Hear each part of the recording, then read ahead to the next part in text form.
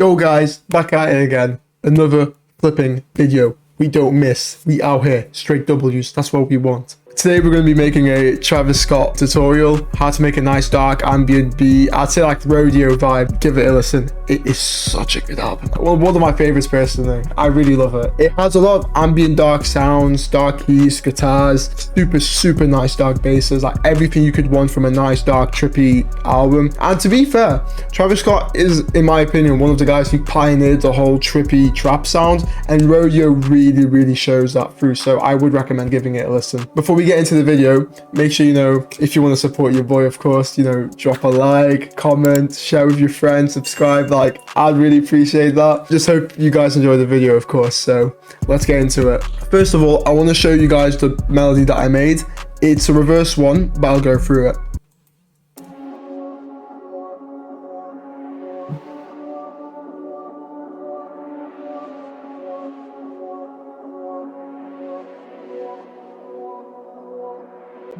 It's really dark, as you can tell, very ambient. You're getting a lot of sounds left, right, center. So let me go through how I made that right now.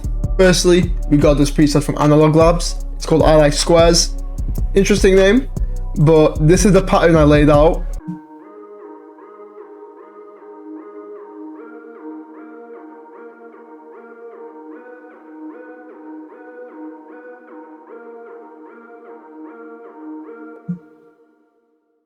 As you guys can see, it's a very simple pattern.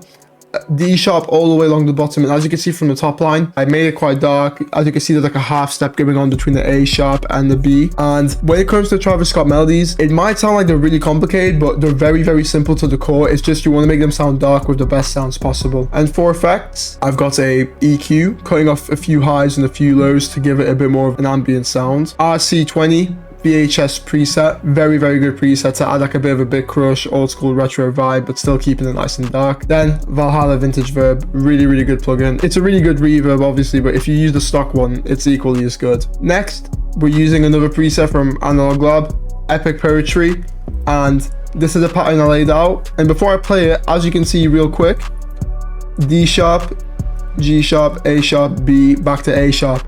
It's pretty much the same pattern as the first melody. However, I added a few accent notes to give it some flair, but this is what it sounds like.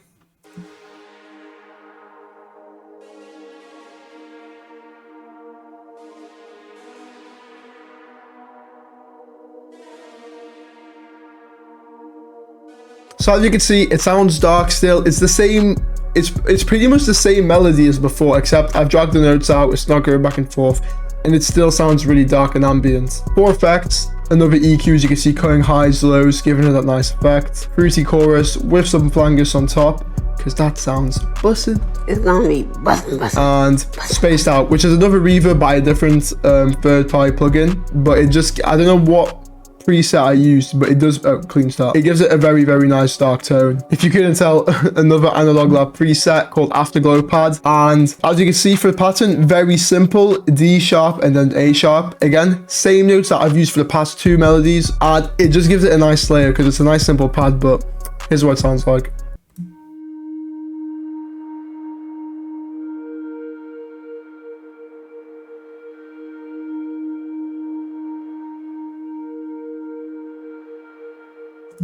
For effects, parametric EQ2. I cut out a few more highs, a few lows. Again, it just keeps it a bit darker, cuts off all the harsh frequencies.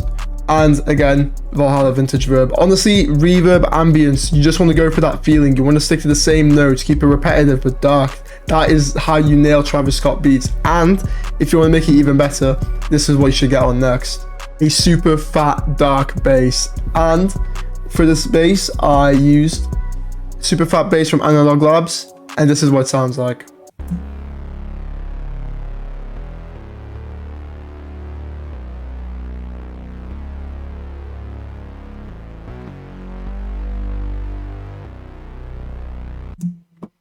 It's be damn good.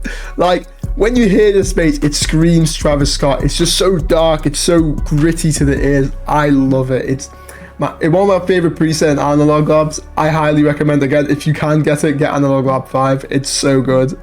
Then, altogether, this is what the melody sounds like.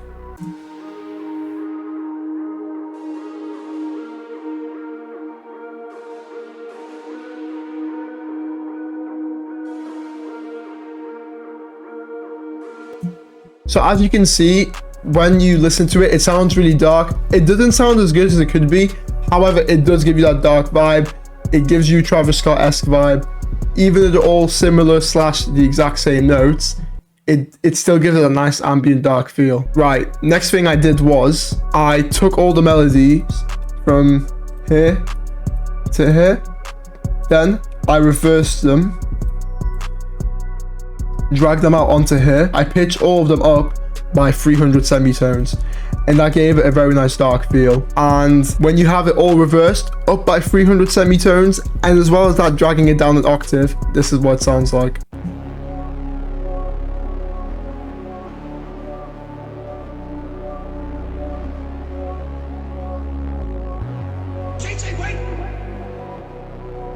I think that sounds damn good, like really, really nice. Right, next up, we're gonna get into the drums, the nice crisp drums.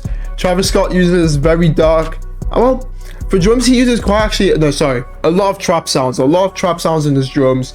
Nice, you can find a few distorted 808s here and there, some gritty basses as I've just shown, but let's get into it. For this, I use a Lex Luger Slap Cop. Everyone should have it at this point. If not, Producer Grind does give it for free. This is what it sounds like.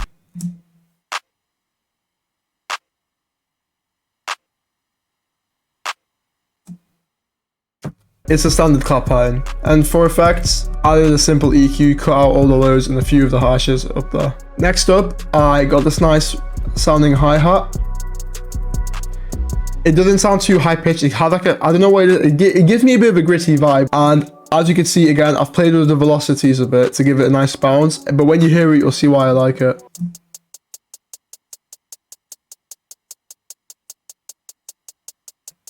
That's what the hi-hats sound like. And as you can see again for effects, all the lows and a few of the harsh frequencies have been cut out. Next, we got the kick pattern. As you can see here, I've literally maxed out all the velocities to give the kick like a nice little bit of an extra punch. This is what the kick sounds like. I think it's a rack kick, even though it's been named something else. However, the rack kick is pretty much the goat kick of trap. And this is what the pattern sounds like.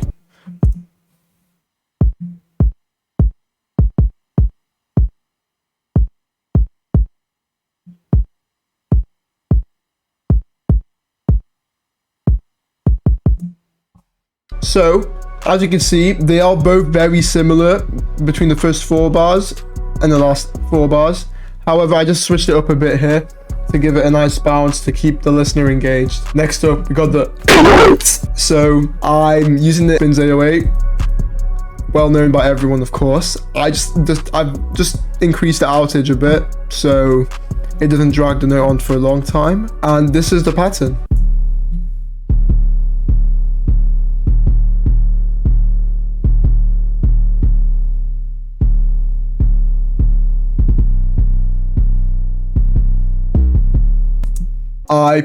For the pattern of the Spins 808, I pretty much followed the root notes of the original melodic pattern, and then as we had to reverse the melody, I had to reverse the root notes. So that's why it looks like it's going in the top to decreasing order instead of how the melody was going from a decreasing to increasing order. For effects, I cut out frequencies below 30 hertz because the human ear can't hear it. A few of the highs. Added a fruity fast distort with a bit. The preset was some oomph, and I just took the mix down a tiny bit so you could just get some distortion but not too much. And a fruity soft clipper to keep that 808 busting. And last but not least, to the pattern, I added a snare. I just thought it gave it a nice little bit of an accent.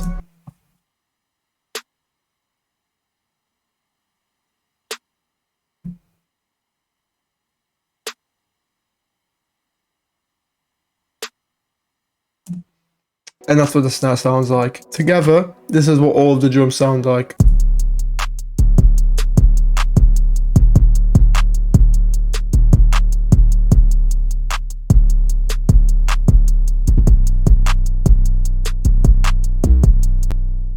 And yeah, that's all of the drums and all of the melody, right? And before the video ends, just so I can show you guys quickly in the pattern, I've got some of the melody at a higher octave than I did with some of the other parts. So when you hear it here, this is what it would sound like.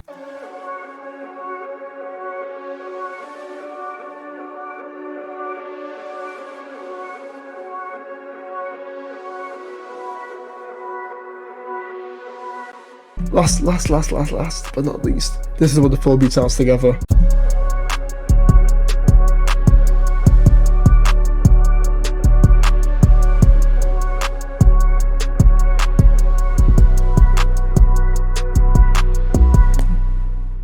Now, if you tell me you just heard all that and it doesn't give you Travis Scott vibes, get out of here. But you've made it to the end of the video. I'm going to play the full beat out in the outro so you can hear all the nice transitions and everything. To be fair, if you guys are interested in seeing like how to structure a beat, let me know in the comments, of course. I'm happy to, you know, explore how to make different tutorials and obviously, you know, teach you guys new things. So if you like the video, of course, you know, drop a sub, comment, like, all that jazz, and I'll see you in the next one.